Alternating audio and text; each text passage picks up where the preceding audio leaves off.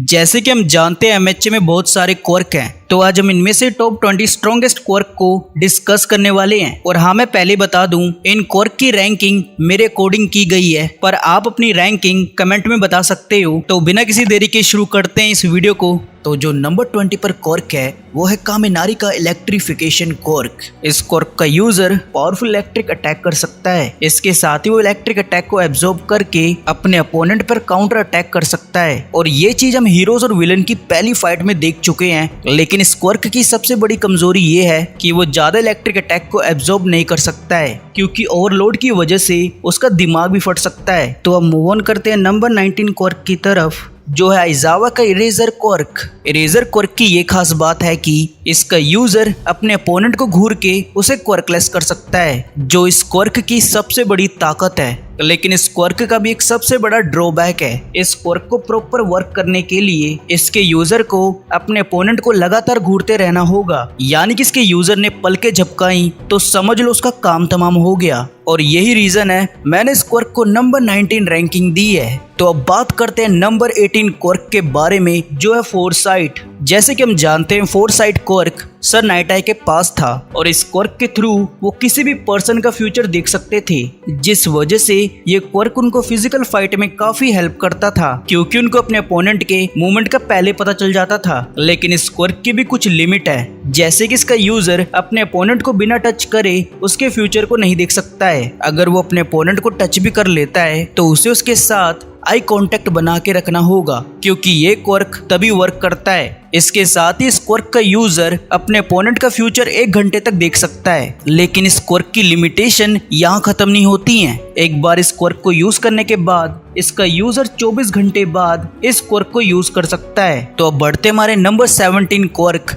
Dark shadow की तरफ। और यहाँ मैं बता दूं, ये क्वर्क मेरे फेवरेट क्वर्क में से एक है। डार्क शैडो बेसिकली एक स्पिरिट है जो अपने यूजर को जबरदस्त स्ट्रेंथ प्रोवाइड करती है। इसके साथ ही ये क्वर्क अपने यूजर को उड़ने की पावर प्रोवाइड करती है, पर इसका भी एक ड्रॉबैक है, जैसे कि लाइट के सामने ये क्वर्क टिक नहीं सकता है। तो अब बात करते हैं नंबर 16 क्वर्क ट्रांसफॉर्म के बारे में। इस क्वर्क की यूजर लीगो विलन की टॉप मेंबर हिमिको टोगा है। इस क्वर्क का यूजर अपने अपोनेंट का ब्लड पी के उसके रूप में ट्रांसफॉर्म हो सकता है। इसके साथ ही टोगा अपने अपोनेंट के क्वर्क को भी यूज कर सकती है, और ये चीज हम फाइनल वॉर के टाइम में देख चुके हैं, जिधर टोगा ट्वाइस के ब्लड को कंज्यूम करके उसके क्वर्क से तबाही मचा के रख देती है। पर कॉपी किए गए क्वर्क की लिमिट इस बात पे डिपेंड करती है कि इसके यूजर ने दूसरे पर्सन का कितना ब्लड कंज्यूम किया है। सिंपल वर्ड्स में बोलूं तो जितना ब्लड इसका यूजर अपने अपोनेंट का कंज्यूम करेगा, वो उतनी देर तक अपने अपोनेंट का क्वर्क यूज कर सकता है। तो अब बात करते हैं नंबर 15 क्वर्क के बारे में, जो है कॉपी क्वर्क। जैसे कि हम जानते हैं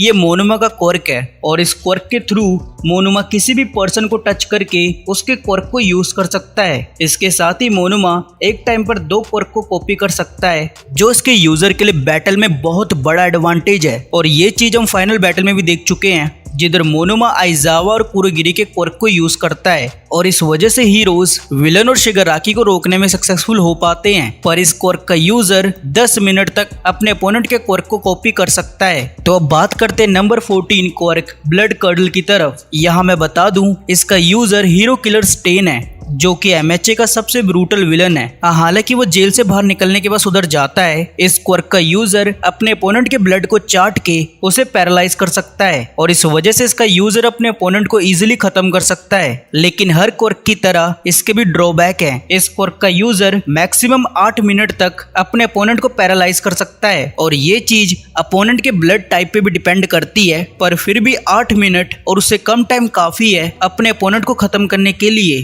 तभी तो फाइनल वॉर में ऑल फॉर वन ने इस क्वर्क को स्टेन से छीन लिया था। इसके साथ ही हम बढ़ते हमारे नंबर 13 क्वर्क की तरफ, जो है ट्वाइस का क्वर्क डबल। इस क्वर्क का यूजर अपनी जितनी चाहे उतने डुप्लीकेट को क्रिएट कर सकता है, जिस वजह से वो अपनी खुद की एक आर्मी क्रिएट कर सकता है। और इस क्वर्क का पावर हम एमएचए के फाइनल वॉर के टाइम में देख चुके हैं, जिधर टोगा ट्वाइस का क्वर्क यूज करके हीरोज की बैंड बजा देती है। तो चलो बात करते हैं इस क्वर्क के ड्रॉबैक की। इस क्वर्क का डबल पावर इसके यूजर की ताकत पे डिपेंड करती है। मिसाल के तौर पे अगर ट्वाइस इंजर्ड हुआ तो उस दौरान क्रिएट की गई डुप्लीकेट भी इंजर्ड होंगे। तो हम बात करते हैं नंबर 12 क्वर्क के बारे में, जो है ब्लू फ्लेम। जैसे कि हम जानते हैं ये क्वर्क डाबी का है, जो कि लीग ऑफ विलन के टॉप स्ट्रॉन्गेस्ट विलन में से एक है। ब्लू फ्लेम का यूजर ब्लू कलर की फायर को जनरेट करता है जो कि नॉर्मल फायर से काफी ज्यादा ताकतवर होती है और ये फ्लेम लावा से भी ज्यादा गर्म है, जिस वजह से अपोनेंट इसके सामने खड़े भी नहीं हो सकते हैं। लेकिन इस क्वर्क का भी एक बहुत बड़ा ड्रॉबैक है कि इसका यूजर अपनी फायर पावर को ज्यादा देर तक यूज नहीं कर सकता है, क्योंकि ज्यादा देर तक इस क्वर्क को यूज करने की वजह से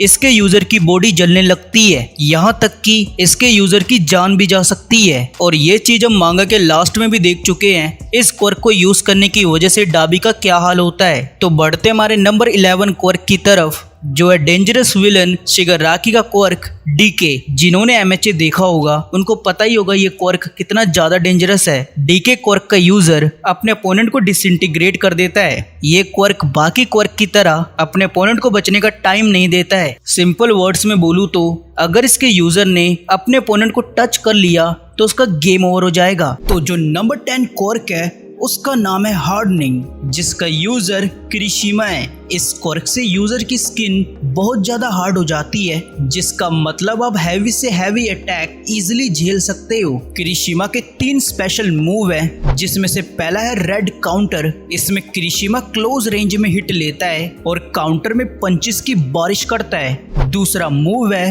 रेड राइट अनब्रेकेबल, जिसमें क्रिशिमा खुद को एक मॉन्स्टर में बदल देता है और इस ट्रांसफॉर्मेशन में क्रिशिमा पहले से भी ज्यादा हार्ड हो जाता है, लेकिन वो इस ट्रांसफॉर्मेशन को ज्यादा देर तक मेंटेन नहीं कर सकता है। तो अब जो आखिरी मूव है उसका नाम है रेड गॉन्टलेट। इस मूव का यूज करके क्रिशिमा अपने अपोनेंट को एक ही पंच में खत्म कर सकता है। तो जो नंबर 9 क्वर्क है उसका नाम है परमिएशन। इसका यूजर मिरियो है। मिरियो इस क्वर्क का यूज करके दीवार के और किसी भी चीज के आर पार जा सकता है, जिस वजह से उस पर किसी भी तरह के फिजिकल अटैक का असर नहीं होता है। लेकिन इस क्वर्क का सबसे डिफिकल्ट पार्ट है इसे लर्न करना, क्योंकि मिरियो को एक दीवार के आर पार जाने के लिए कई सारे स्टेप को फॉलो करना पड़ता है, वरना मिरियो अर्थ के नीचे भी फंस सकता है। मिरियो के स्पेशल मूव का नाम है फैंटम मैनस, जिसमें मिरियो अपने क्वर्क को एक्टिव और डीएक्टिव करता है और फुल स्पीड में वॉल के आर पार जाकर अपने अपोनेंट पर लगातार मुक्के और लाते मारता है, जिस वजह से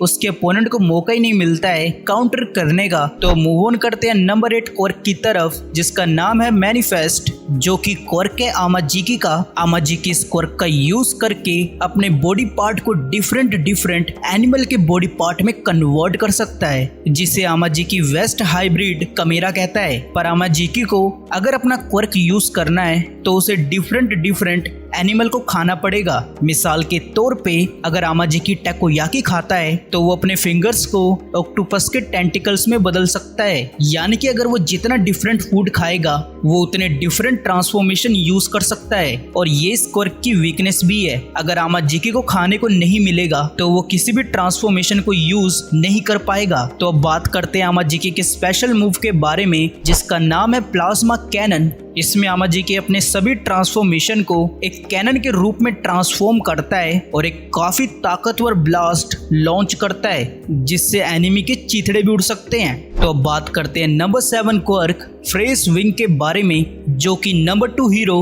होक्स का क्वर्क है। इसमें होक्स अपने फेदर को जैसा चाहे वैसा मैनिपुलेट कर सकता है। इसके साथ ही होक्स इस क्वर्क का यूज करके बहुत तेजी से उड़ सकता है। पर यही नहीं, होक्स के फेदर एक सेंसर की तरह काम करते हैं, जिससे वो किसी भी पर्सन की मूवमेंट को सेंस कर सकते हैं। पर होक्स के क्वर्क की एक वीकनेस भी है, अगर होक्स के फेदर एक बार डिस्ट्रॉय हो गए तो इनको ग्रो होने में 2 दिन लगते हैं, जैसे कि हम पैरानॉर्मल लिबरेशन वॉर में देख चुके हैं, जब डाबी होक्स के फेदर को जला देता है और उस टाइम वो पूरी तरह से यूजलेस हो जाता है। होक्स का एक स्पेशल मूव भी है जिसका नाम है फ्लाइट फेदर ब्लेड। इसमें होक्स अपने फेदर को एक ब्लेड में कन्वर्ट करता है और अपने अपोनेंट को एक पावरफुल स्ट्राइक देता है। तो अब बढ़ते हमारे नंबर 6 क्वर्क की तरफ, जो कि है ब्लैक होल। इसका यूजर प्रो हीरो 13 है। जैसे कि हम जानते हैं एमएचए में इस क्वर्क को ज्यादा हाईलाइट नहीं किया गया है, बेसिकली इसे अंडररेटेड ही रखा गया है, लेकिन ये क्वर्क काफी ज्यादा पावरफुल है।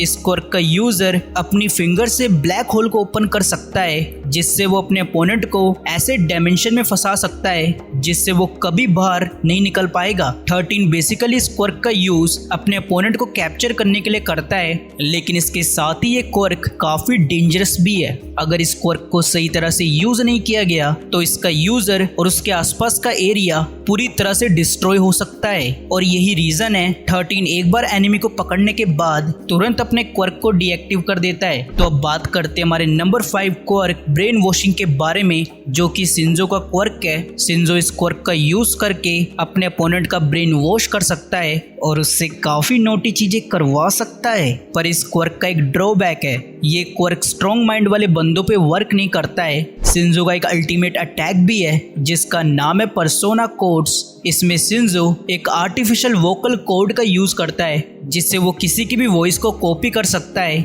और अगर उसके अपोनेंट ने एक बार रिप्लाई दे दिया तो वो पर्सन जेनजुत्सु में फंस जाएगा, यानी कि उसका ब्रेन वॉश हो जाएगा। तो मूव ऑन करते हैं हमारे नंबर 4 क्वर्क एक्सप्लोजन की तरफ। जैसे कि हम जानते हैं इसका यूजर बाकुगो है। बाकुगो इसका यूज करके बड़े बड़े एक्सप्लोजन कर सकता है जो कि काफी डिस्ट्रक्टिव पावर है, और इसी वजह से बाकुगो एमएचए के टॉप स्ट्रॉन्गेस्ट कैरेक्टर में आता है। बाकुगो का क्वर्क उसके पसीने से वर्क करता है। कहने का मतलब है बाकुगो को जितना पसीना आएगा वो उतने ज्यादा एक्सप्लोजन कर सकता है।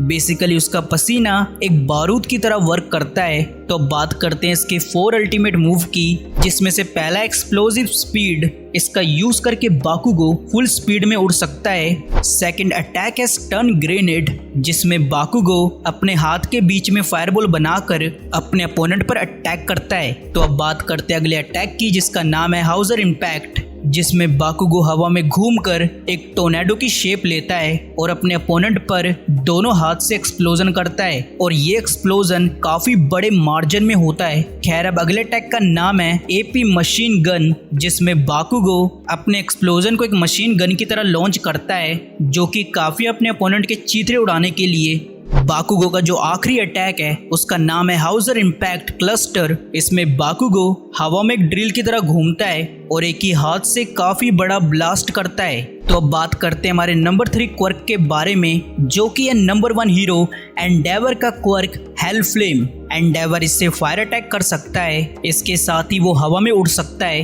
एंडेवर के टोटल 5 अल्टीमेट अटैक हैं, जिसमें से पहला है फ्लैश फायर फिस्ट। एंडेवर का ये काइंड ऑफ सिग्नेचर मूव है जिसमें एंडेवर अपने फायर टेम्परेचर को मैक्सिमम डिग्री तक बढ़ाता है, जिससे उसके अटैक की स्पीड बहुत ज्यादा इंक्रीज हो जाती है। सेकंड अटैक है जेट बर्न, इसमें एंडेवर बहुत पावरफुल ब्लास्ट करता है। थर्ड है हेल स्पाइडर, इसमें एंडेवर अपनी फिंगर से स्पाइडर का जाल क्रिएट करता है और इसका ये अटैक काफी अपने अपोनेंट को चीरने के लिए। तो बात करते हैं नंबर 4 मूव के बारे में, जो कि है हेल कर्टन। इसमें एंडेवर अपने अपोनेंट को फायर के बीचों बीच फंसा देता है, जिससे निकलना उसके अपोनेंट के लिए बहुत मुश्किल है। नंबर 5 मूव है प्रोमिनेंस बर्न, जिसमें एंडेवर अपने अपोनेंट को पकड़ लेता है और अपनी बॉडी से मैक्सिमम डिग्री से फायर रिलीज करता है। मतलब कि अगर एक बार अपोनेंट इस अटैक में फंस गया तो वो रोस्टेड कबाब बन जाएगा। तो बात करते हैं हमारे नंबर 2 क्वर्क हाफ कोल्ड और हाफ हॉट के बारे में। ये क्वर्क एंडेवर के पुत्र शोटो का क्वर्क है। शोटो इसमें अपनी राइट साइड से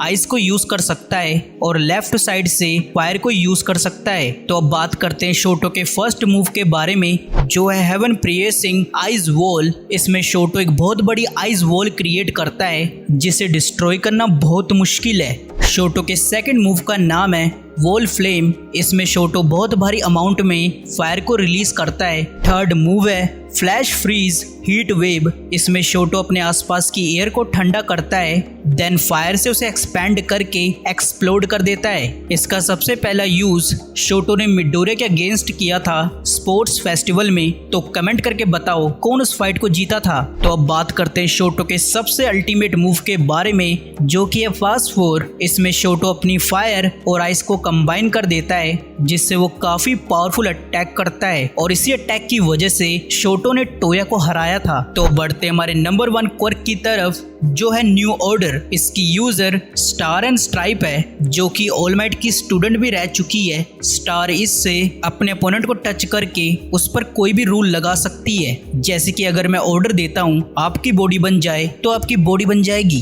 पर इस क्वर्क की कुछ लिमिटेशन भी हैं। स्टार को इस क्वर्क को यूज करने के लिए अपने अपोनेंट का नाम भी पता होना चाहिए और साथ में सामने वाले बंदे को भी अपने बारे में पता होना चाहिए, क्योंकि तभी ये क्वर्क वर्क करेगा। और इसी रीजन की वजह से स्टार शिगाराकी के साथ हुई फाइट में हार गई थी, क्योंकि शिगाराकी को उस टाइम पता ही नहीं था वो ऑल फॉर वन है या शिगाराकी। खैर, इस क्वर्क के कुछ अल्टीमेट मूव भी हैं, जिसमें से पहला है फिस्ट बम द अर्थ। इसमें स्टार एयर को ऑर्डर देकर अपने से काफी बड़ा क्लोन बनाती है, जो कि काफी होता है अपने अपोनेंट के छक्के छुड़ाने के लिए। सेकंड मूव है कैरी यूनोस। इसमें स्टार अपने जायंट से फाइटर जेट की लेजर को एक भाले में बदल देता है और अपने अपोनेंट के आर पार कर देता है। तो अब बढ़ते हैं आखिरी अटैक की तरफ, जो है state of the art hypersonic intercontinental cruise punch. हाँ, पता है ये नाम किसी रेस्टोरेंट की महंगी डिश की तरह है। इसमें स्टार मिसाइल को अपने क्वर्क के साथ असेंबल करके